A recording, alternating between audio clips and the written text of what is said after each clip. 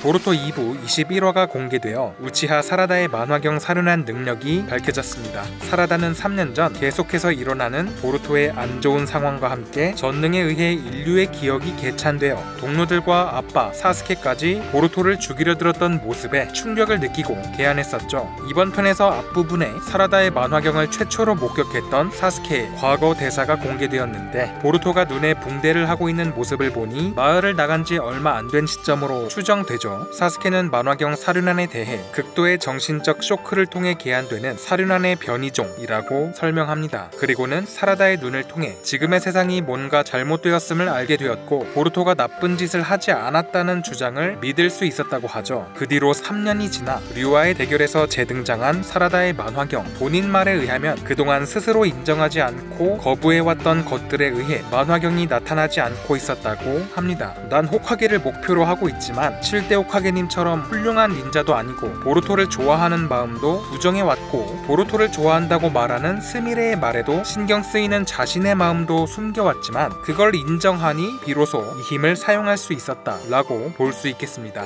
아직 2부 21화를 감상하지 않으셨다면 양기철의 그림자 채널에 있는 풀버전 리뷰 감상하신 다음 분석 들어가 보도록 하죠. 사라다의 만화경 능력, 허공에 검은색의 뭔가가 만들어지는 것으로 카무이나 다른 시공간 인술과는 다르게 공간을 왜곡하여 만들어진 납작한 면 형태라기보다 축구공 같은 구 형태라고 합니다. 미츠키의 말에 따르면 이것은 중력을 발생시킨다고 하며 이 능력이 엄청난 이유는 다름 아닌 중력의 대상을 고를 수 있다는 것이죠. 보통 만화에서 이런 흡수 계열 능력은 원하지 않는 것도 빨아들인다는 단점이 있는데, 사라다의 능력은 영향을 줄 대상, 사철이나 바닥에 있는 모래, 나 자신, 상대방 등 어떤 것을 끌어당기고 말지를 직접 선택한다고 합니다. 아직 한 번의 예시만 나왔기 때문에 정확히 어떤 기준으로 분류되는 건지는 알 수 없지만 상당히 어마무시한 능력이라고 볼 수 있겠죠. 이번 편에서는 4개의 구체를 만들어내 류의 공격을 여러 방향에서 무력화시켰고, 구체의 개수와 위치에 따라 이동되는 방향이 결정될 것으로 보이고, 또 구체가 이렇게 커지기도 하며 그만큼 중력도 강해진다는 걸 확인할 수 있겠습니다. 사라다는 끌어당기는 힘만으로 류를 해치웠는데 몸이 사철가루로 변해도 살아있던 류였음에도 해치웠다는 것은 정말 강력한 힘이 아닐 수 없겠죠. 이번에 공개된 사라다의 만화경 능력 이름은 오히루메라고 합니다. 이타치, 사스케의 아마테라스의 경우 일본 신화에 등장하는 태양신의 이름에서 따온 것으로 오히루메는 아마테라스 신의 또 다른 이름이라고 하네요. 사스케와 이타치가 사용하던 아마테라스의 어원과 깊은 관련이 있는 이름으로 두 사람의 의지를 잇는 듯한 인상을 주기도 합니다. 이전까지 나왔던 만화경 사륜안, 사스케의 경우 오른쪽 눈으로 아마테라스를 제어했고, 카카시의 왼쪽 눈과 오비토의 오른쪽 눈 각각 활용하는 능력이 달랐던 것처럼 사라다의 만화경도 각각의 눈이 다른 능력을 가졌을 가능성이 있습니다. 이번 편에서 등장한 능력은 오른쪽 눈에서 피가 나고 집중되었기에 오른쪽 눈의 능력에 가깝다고 볼 수 있는데요. 왼쪽 눈에는 또 다른 활용 능력이 잠재되어 있을지도 모르죠. 보통은 서로 같은 계열의 능력이 발현되다 보니 완전 새로운 능력이라기보다는 같은 중력 관련 능력이 아닐까. 오른쪽이 끌어당기는 힘이라면 왼쪽은 밀어낸다던가.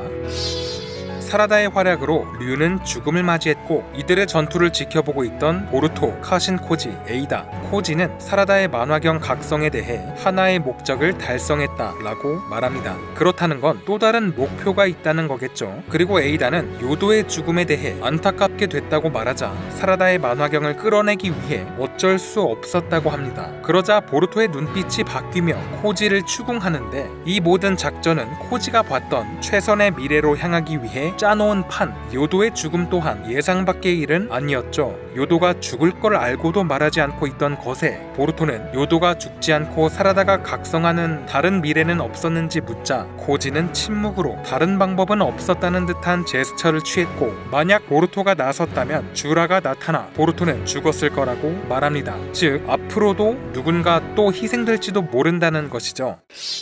한편 마츠리의 공격에 당해 움직이지 못하고 있는 코노하마루. 마츠리는 화를 내며 코노하마루를 다시 공격할 듯한 모습이었는데, 그때 수리검이 박히더니 보루토가 나타납니다. 이전 미츠키가 주었던 금속 브로치가 근처에 있어 비뢰신의 술로 이동한 것. 코지는 분명 보루토에게 나서지 말 것을 당부했으나 코노하마루가 죽게 될지도 모른다는 생각 때문이었을까. 보루토는 오자마자 마츠리를 공격해 산산조각 내어버리죠. 당연히 코지는 당황하게 되고요. 코지는 미래를 본다면서 이렇게 될 미래는 예상을 못했을까요? 미래를 알고 움직이는 시점에서 또 새로운 미래가 열린다고 코지가 말했었는데 그 정도로 가능성이 적었던 예상 밖의 미래였을지.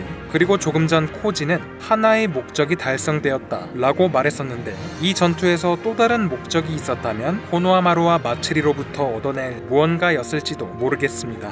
이전까지 둘은 가까워지는 듯 하면서도 배신했다가 다시 손잡고 감정 변화에 따른 다양한 행동을 보였었는데 마츠리의 감각을 느낄 수 있는 주라에게 눈물을 보이도록 만드는 등 엄청난 변화를 준 것은 분명하죠. 코노하마루가 마츠리를 상대하게 만든 이유도 카신 코지의 계획으로 계획대로 진행됐다면 어떤 결과를 불러왔을지 궁금합니다. 마츠리는 코노하마루를 공격했지만 급소를 피해 있었고 분노하고 있지만 식은땀이 2방울이나 그려질 만큼 분노만으로 가득해 보이진 않는데 코노하마루를 향한 마츠리의 호감이 남아있었고 일부러 공격을 피한 것이었을 가능성도 있겠습니다. 분명 인신수를 배신하는 것이 코노하마루에게 주어진 임무지만 어디까지나 코지가 본 미래로 향하기 위한 계기를 만든 것 뿐이라면 이들은 또 다른 새로운 관계가 되었을지도 모르겠네요.